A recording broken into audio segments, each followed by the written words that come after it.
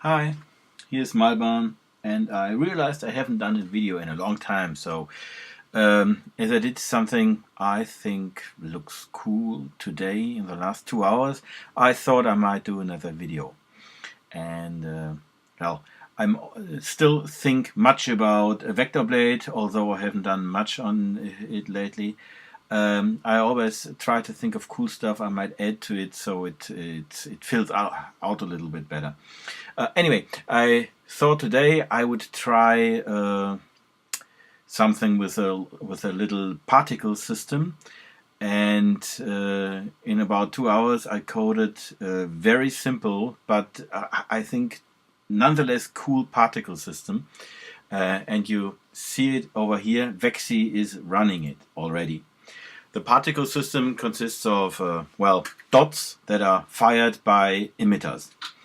Here you see many dots go in this direction, in this direction, in this direction, actually in three directions, and it looks very much like three lines. Nonetheless, you can change the angle the emitters emit the simple dots using button 1 and 2. So here you see, now I increase the angle, and here you see, it rotates, and you can rotate it faster or slower, and depending on how fast or slow you rotated it, it looks, I think, rather cool, and surprisingly new figures appear while you change the rotation speed. I like that very much, and I think that's really cool.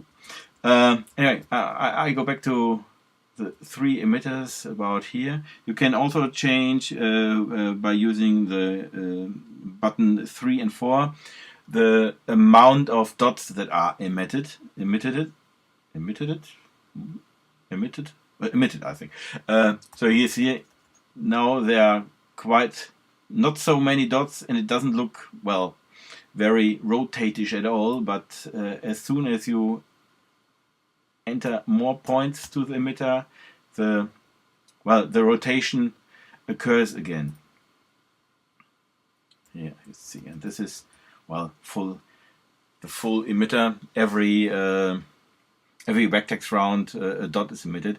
These are actually about 140 dots, and as you can see here, it's right on the border of 50 Hertz. It's just 23 cycles below 30,000 cycles, so 50 Hertz. It's a very solid thing, and I tweaked it a little bit, so it actually runs at 50 Hertz, and it looks really cool on a real vectrex. I will show you that later. But I wanted to show you the coding I did, because it's really short, I think.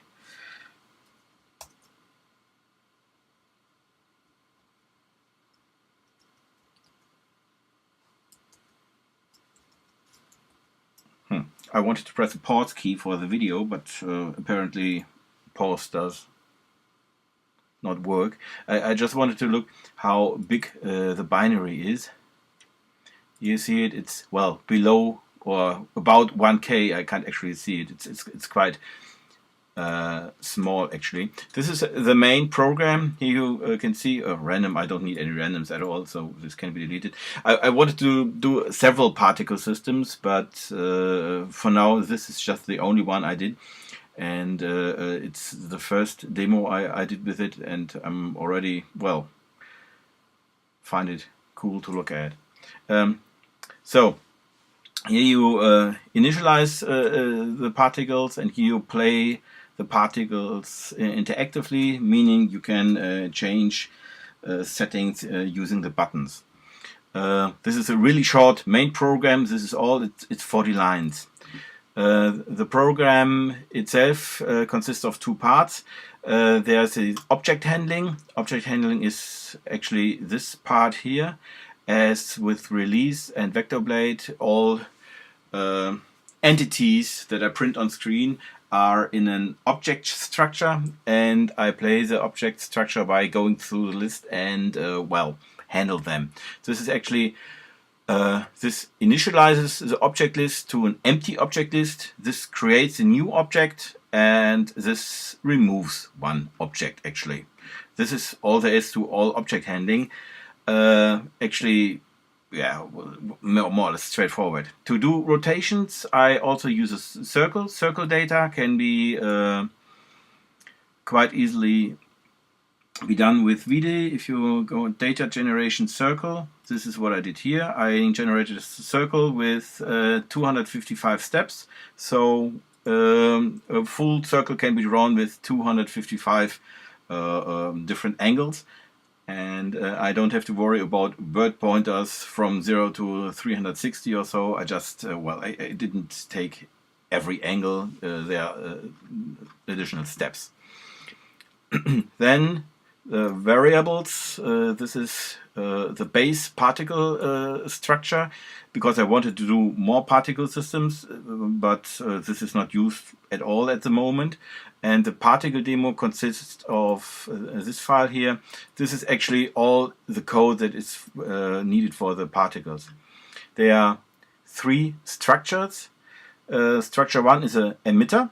There are three emitters here, and each emitter, it emits particles. The emitter itself is also an object, and I wanted to keep all objects the same size. So you see the emitter has 6 bytes, and the particle, which is 1 dot actually, also has a size of 6. It consists, the emitter consists of a pointer to emitter data, 3 emitter datas. I've got, usually I would have put them into the object structure, but since I wanted emitters to be objects themselves, I had to reduce it, or otherwise I would not have enough RAM for all objects. So here you see max object is 139, so about 140 objects are possible. The emitter data has the position of the emitter. Well, in this case it's always 0. Not it's considered also for the future. Emitter counter reset, that is a delay actually between each emitting dot. Emitter data, that is an actual current angle. This is a counter, and this is a increase in angle. Actually, this one here and this one here are influenced by buttons 1 to 4. A particle itself consists of a scale with which it's drawn, and in this case, the simple particles, only an angle. The angle goes directly to the circle data and gets its coordinates from there. Well, the behavior routine and the next object, as in all object structures. Within the RAM, I've got the emitter data I mentioned above here, and random seed. Well, that's nonsense. I don't need that. I don't need that. It's history, so to say. And this is the data for the objects themselves, the object list, the head, the empty pointer, and the count. Well, the count also is not used. So there are a couple of functions. Initialize particle. This does the initialization of the object list, which calls the object handling routine. And here the base data for each emitter is put together. Emitter data is a pointer to the RAM structure above here, and to this structure these default values are written to, which are, well, can be altered by the buttons. So this thing here, this is emitter 1, emitter 2, emitter 3, and this is not needed. There's a play particle routine here, which is not used at the moment because I do the interactive particle. If you can also use this routine, then it's well, it displays one fixed set of data for the particle system. Well, the play particle interactive is really straightforward too. It reads a button and looks for button 1, 2, 3, and 4, and increases either angle, decreases the angle, increases the counter reset or decreases the counter reset. And after that, well, this is a usual object call, and this actually draws and handles all objects, all dots and all emitters. As a fixed constant, I provide in the register Y the circle data. So I don't have to load it every time I need it. And as you can see, 140 times loading this will, well, 1,000 cycles for this thing alone or so. Then build stationary emitter. This is called from the initialization structure above here for the from the init particle subroutine. This builds one emitter, and in the register X, the pointer to the emitter data is provided, and well, it actually just creates a new object. Looks here if there's enough object space. If not, then no new emitter is added. Otherwise, the behavior for a stationary emitter is set to the behavior, and well, that is the emitter is built. This is a behavior of the stationary emitter, and here it actually loads the data structure, which is kept in RAM, and then it looks for the angle, the counter, and if the counter is count down to 0, then a new particle is initialized. This is done over here, and well, it's the same actually as in build stationary emitter. Here a new object is created, looked if it's really created or if it was out of memory. Then the scale is set and the angle is set, and the behavior is set to a scaled angle particle behavior. Each dot behaves like that. And this is actually then the last, the scaled particle behavior. It's not really optimal yet, but well, this is how it is right now. It sets the scale, which has been gotten from the scale data. Here you see the scale data is the first byte of the particle data, and the angle is the second byte. So each object is called through a pull from the pointer of register U, and in D, so in D is put the first data word, and in A then is the scale, and in B then is the angle. So at first we set the scale for the current dot that is to be printed, and then we clear A, and actually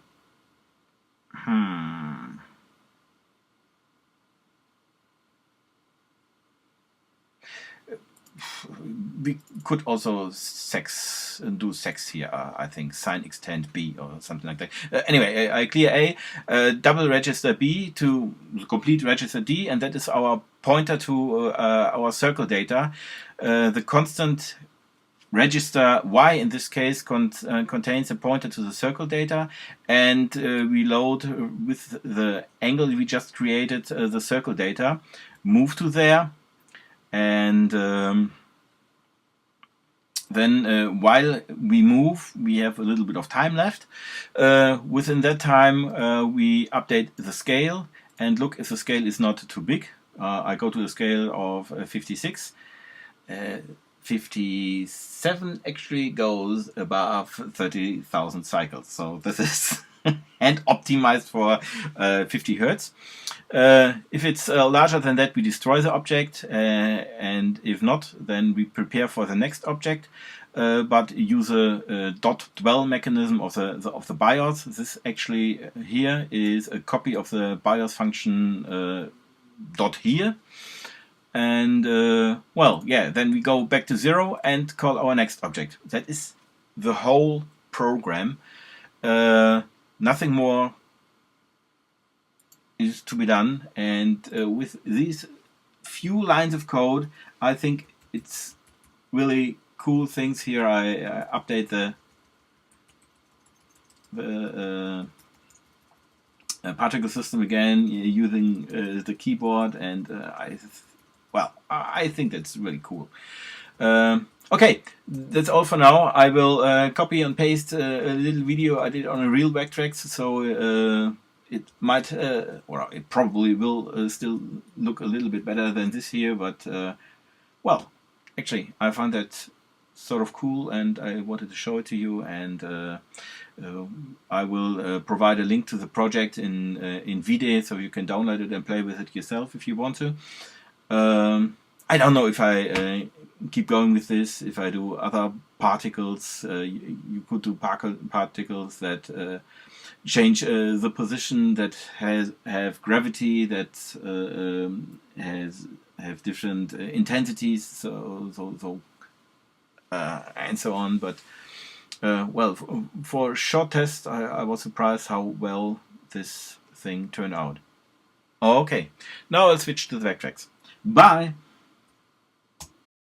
Okay, folks, here we go. I'm going to start this particle system thingy demo on a real vectrex. Okay, you see, this is the default start. I might increase the brightness a little bit. I think it might look better. I don't know.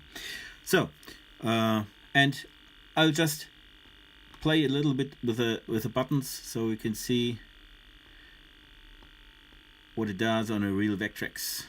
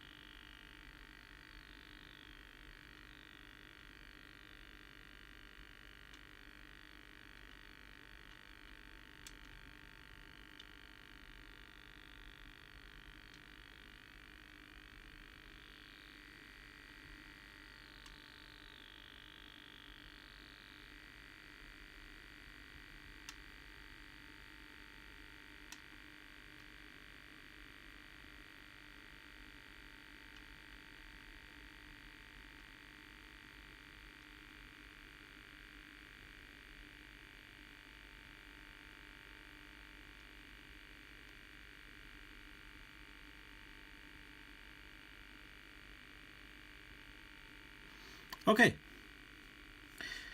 Cool. Goodbye.